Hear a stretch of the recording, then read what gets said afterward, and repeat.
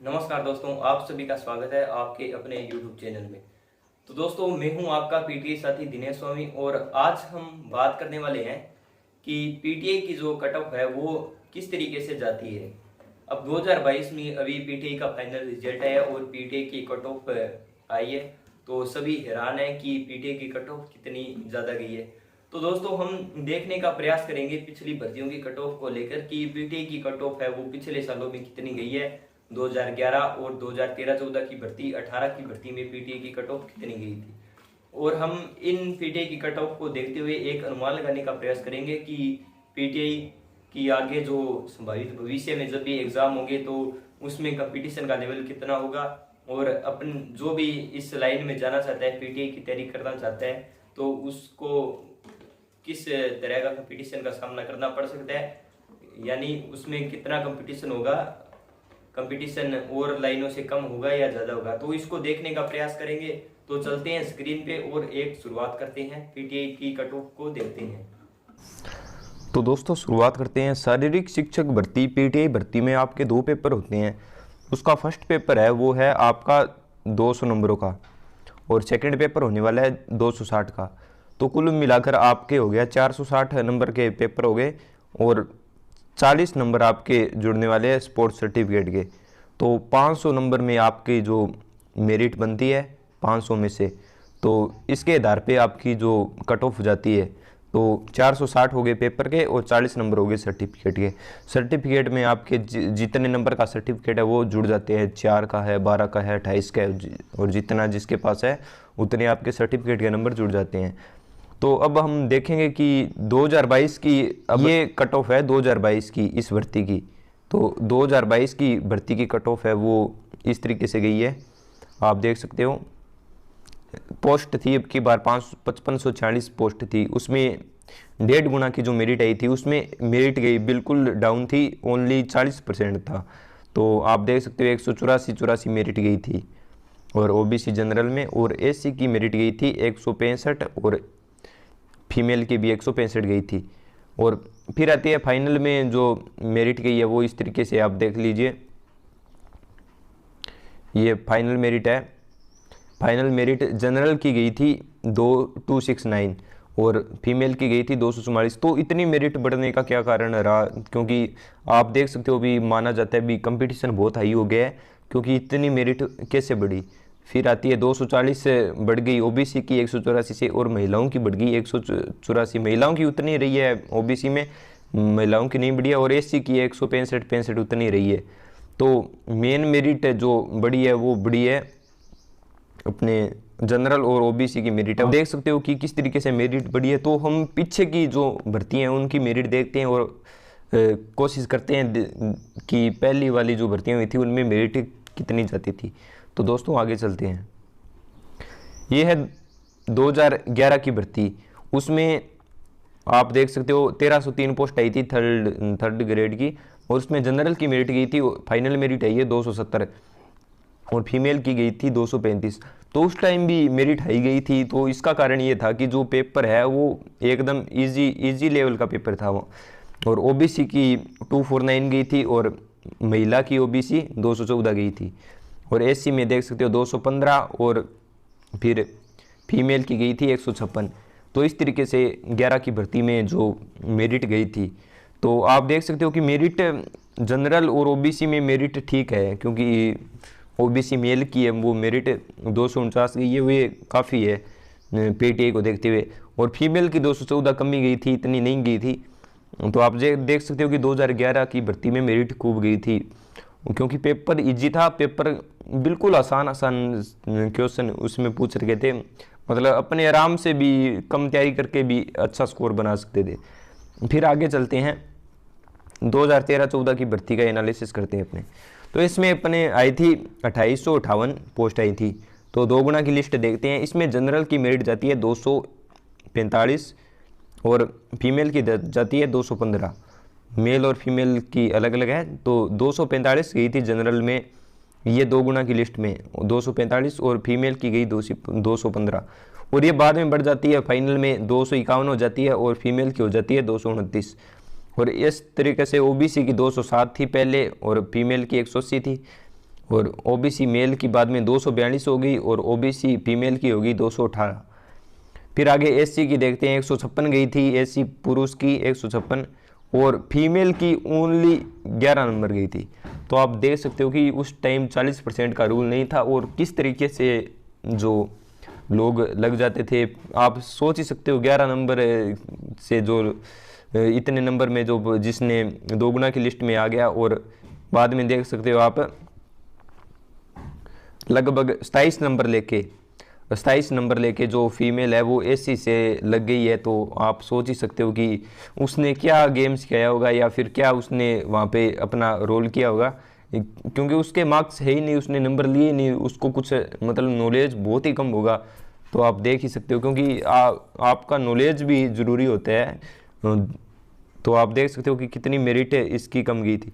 तो फिर भी मतलब मेरिट ठीक गई थी, 251 गई थी फाइनल की जनरल की पुरुष की, और ओबीसी की गई थी 242 पुरुष की, और एससी पुरुष की गई थी 205। फिर अब आगे अपने देखते हैं, बात करते हैं शारीरिक शिक्षक भर्ती 3rd ग्रेड 2018 की। इसमें पोस्ट आई थी 4500। तो 1.5 गुना की लिस्ट में ये देख सकते हो आप कितनी गई थी मेरिट। ये देख लो, जनरल की 213 गई थी मेल की, और फीमेल की गई थी 191। इसी तरीके से ओबीसी मेल 175 और फीमेल 150 गई थी। और एससी में देख सकते हो 93 नंबर गई थी 93 मेल की, और फीमेल की ओनली 1.5 गुना की लिस्ट की मेरिट गई थी 11 नंबर। तो आप देख सकते हो 1.5 गुना लिस्ट में जो 11 नंबर लेके ओनली सिलेक्ट हो गई है। और इसी तरीके से अपने जनरल मेल और फीमेल की जो मेरिट आगे बढ़ी थी फाइनल में, वो देख सकते हो कि 233 से 13 बढ़ गई बाद में। और इसी तरीके से ओबीसी मेल की 175 से 207 हो गई, और एससी मेल की 93 से 143 हो गई, और एससी फीमेल की 11 से होगी 63। इस तरीके से मेरिट बढ़ी थी। तो आप देख सकते हो कि 2018 की भर्ती है, इसमें इस तरीके से मेरिट बढ़ी थी। और अब की बार जो मेरिट बढ़ी है वो कुछ अलग तरीके से है। तो अब की बार जो मेरिट बढ़ी है वो कुछ अलग तरीके से बढ़ी है 5546 पोस्टों पे। तो इसके रीज़न क्या हो सकते हैं? इसका एक रीज़न तो ये होता है कि अब की बार 40% का रूल लागू हो गया। 40% का रूल लागू है, तो ऐसे नहीं हो सकता जैसे कि पहले 65 नंबर लेके आके भी एससी की महिलाएं जो लग जाती थी, उस तरीके से नहीं है। और पहले मेरिट बहुत डाउन जाती थी। और एक पहले ये था कि जैसे आप फर्स्ट पेपर में बहुत होशियार हो और आपको सेकंड पेपर में कुछ नहीं आता, तो आप पेपर क्वालिफाई कर लेते थे। और ऐसे था कि अगर आपको फर्स्ट पेपर में कुछ नहीं आता, सेकंड पेपर में आपका मजबूत है, तो भी आप पेपर क्वालिफाई कर लेते थे। अब अनिवार्य कर दिया गया है कि 40% दोनों पेपर में 40% होना अनिवार्य है, और तभी आप पेपर पास करोगे। तो एक ये रीज़न हो सकता है, क्योंकि आप देख सकते हो कि अभी ओबीसी की मेरिट गई है 240 कुछ गई है, मेरिट गई इतनी बढ़ गई। तो इसका रीज़न एक है कि 240 से जो नीचे है उनमें से अधिकतर जो है, जैसे 240 वाले ऐसे बहुत नंबर बच्चे हैं जिनके 240 नंबर पूरे बन रहे हैं, पर उनका पहला पेपर पास नहीं है या दूसरा पेपर नहीं पास है। किसी के 235 नंबर तो बन रहे हैं, पर उसका हो सकता है दूसरा पेपर पास नहीं है या पहला पेपर पास नहीं है। तो उसके कारण क्या है कि इसमें जो बच्चे हैं वो कम हो गए 240 से, और 240 से जो ऊपर है उनका लगभग ऐसे है कि उनके पेपर क्वालिफाई होंगे, क्योंकि 240 नंबर लेके आए तो दोनों पेपर लगभग क्वालिफाई होंगे। तो इस तरीके से उनके जो 1 गुना पूरे हो गए 240 से ऊपर, तो इतनी मेरिट गई है।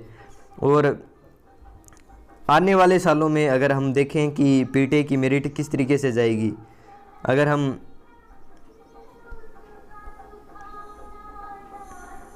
आने वाले सालों में देखें कि पीटीआई की जो अगली भर्ती आएगी उसमें मेरिट किस तरीके से जाए, तो अब आप देख सकते हो कि अब की बार अप्लाई हुए थे लगभग 55,000 फॉर्म अब की बार अप्लाई हुए थे।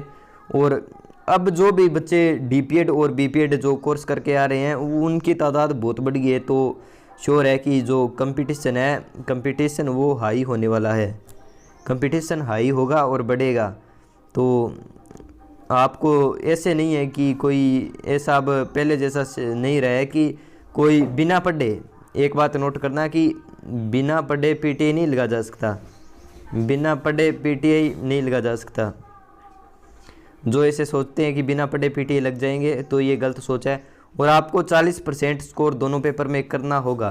तो एक बात निकल के आनी होगी, दोनों पेपर में बैलेंस होना ज़रूरी है। पहला पेपर और सेकंड पेपर है, उनको दोनों को तैयार करना पड़ेगा। तो इस तरीके से आप पीटीआई में सक्सेस हो सकते हो अगर आपकी दोनों पेपर में कमांड है और आप अच्छे स्कोर कर पाओगे, क्योंकि मेरिट और बढ़ेगी, बच्चे और आ रहे हैं।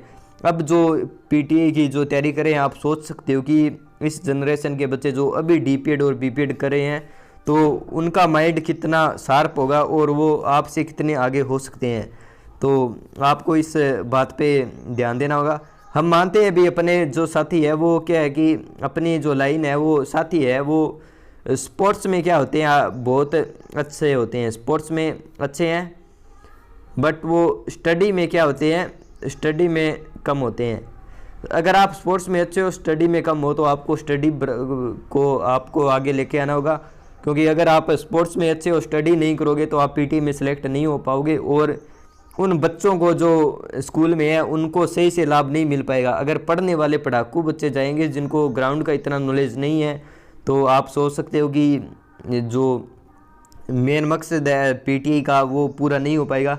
तो आपको पढ़ाई पे ध्यान देना होगा स्पोर्ट्स के साथ साथ। तो अब पढ़ाई पे ध्यान दोगे तो ही आप अच्छे से, अगर आप पढ़ाई पे ध्यान दोगे तो ही आप पीटीआई लग पाओगे। तो ये ज़रूरी हो जाता है पढ़ाई, और कंपटीशन हाई होगा, कंपटीशन पहले से हाई होगा। क्योंकि अभी आप देख सकते हो कि जनरल और ओबीसी कैटेगरी में जो कंपटीशन है वो बहुत ज़्यादा हो गया है। कंपटीशन कब नहीं है, स्पेशल मैं बताता हूँ, ओबीसी मेल का जो कंपटीशन है वो बहुत ज़्यादा है। इसी तरीके से जनरल और मेल का जो कंपटीशन है वो बहुत ज़्यादा है। आप सोच ही सकते हो कि बिना पढ़े इसमें सफलता, अब अगर कोई है जो देखा देख किसी के डीपीएड बीपीएड कर रहा है और उसका पढ़ाई वो नहीं कर पाएगा आगे, उस मतलब उसका लेवल इस तरीके का है कि वो पढ़ाई नहीं कर पाएगा, अच्छे नंबर नहीं ला पाएगा, तो उसका कोई फ़ायदा नहीं है डीपीएड बीपीएड करने का। अगर आप पीटीआई लग सकते हो, आपको पता है पेपर फाइट कर सकते हो, उसके लिए जितनी जो तपस्या है मेहनत कर सकते हो, फिर आप सफलता पास होगे।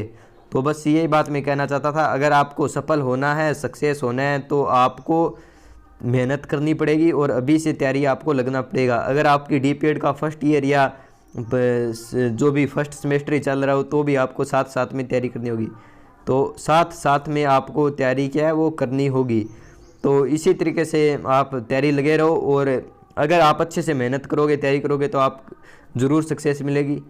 तो चैनल को सब्सक्राइब कर देना, और इसी तरीके से मैं आपका आशीर्वाद रहा और ईश्वर की कृपा रही तो मैं आपके साथ रूबरू होता रहूँगा और आपको चीज़ों से अवगत कराता रहूँगा। तो मिलते हैं नेक्स्ट वीडियो में। वीडियो को अंत तक देखने के लिए धन्यवाद।